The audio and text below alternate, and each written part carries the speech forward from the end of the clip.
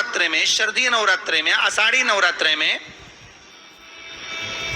आदिक पौष नवरात्रे में हम शंकर की, हम जगत जननी जगदम्बा की जब स्थापना करते हैं, या हम नूतन घर का प्रवेश करते हैं, या गणेश जी की स्थापना करते हैं, या कोई दुकान को प्रवेश करते हैं, या कोई शुभ कार्य करने के लिए अग्रण्य होते हैं, तो हम कलश की स्थापना क्यों करते हैं? आज शिव महापुराण में शुरुआत में अपन शिव और पार्वती की यही संवाद को लेकर चलते हैं।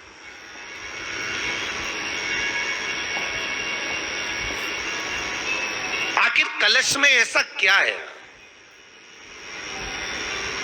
कलश के अंदर आखिर ऐसा क्या विराजमान है कि 33 कोटि देवता उस कलश के अंदर आकर बैठ जाते हैं? महाराज,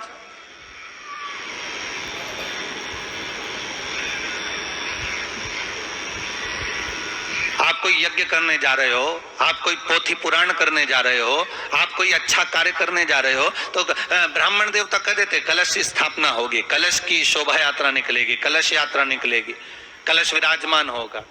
और आज हर की पौड़ी पर, प्रयागराज में या उज्जैनी में, नासिक में जो बड़े बड़े कुंभ के मेले होते, कुंभ का मतलब भी तो कलश से होता है, उसकी महत्वता क्यों है?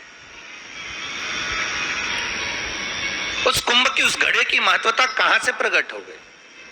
शिव महापुराण की कथा कहती है महाराज, भगवान ओघड़दानी शंकर स्वयं आद्य शक्ति जगदम्बा से कहते हैं कि जगदम्बा तू क्या चाहती है बोल। तो जगत जननी जगदम्बा कहती है कि जहां मैं हूं वहां शंकर है, ये आपने कह दिया, पर जहां शंकर है वहां पार्वती का होना जरूरी है। उसके लिए सिद्ध करने के लिए एक स्थान ऐसा बनाया जाए जहां पर शंकर विराजमान है और शंकर के साथ पार्वती विराजमान है। तो शिव जी ने कहा, पार्वती उसके लिए मैं तुझे एक सुंदर कलश का निर्माण कर देता हूं।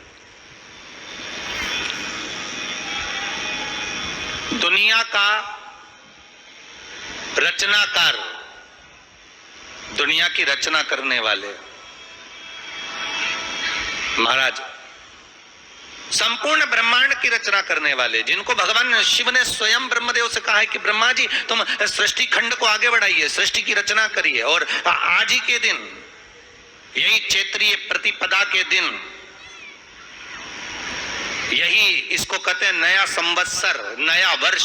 हिंदू धर्म में क्यों कहा जाता है? आज ही के दिन ब्रह्मा जी ने महाराज सृष्टि की रचना करना प्रारंभ करा था। आज ही के दिन भगवान शिव और ब्रह्मा का संवाद हुआ था। सीधे भगवान शंकर ब्रह्मदेव के पास जाकर बोले थे, हे ब्रह्मदेव आप सृष्टि की रचना करिए। तो ब्रह्मा जी ने पूछा था, सारे नक्षत्र आपने बनाए, सारे दिन आपने बनाए, सारी घड़ियां आपने बनाई, सारा पल आपने बनाया, मनुष्य की श्वास गिनती, काउंटिंग, अर्थात मनुष्य के शरीर की रोमावली, ये सब आपने निश्चित करी है।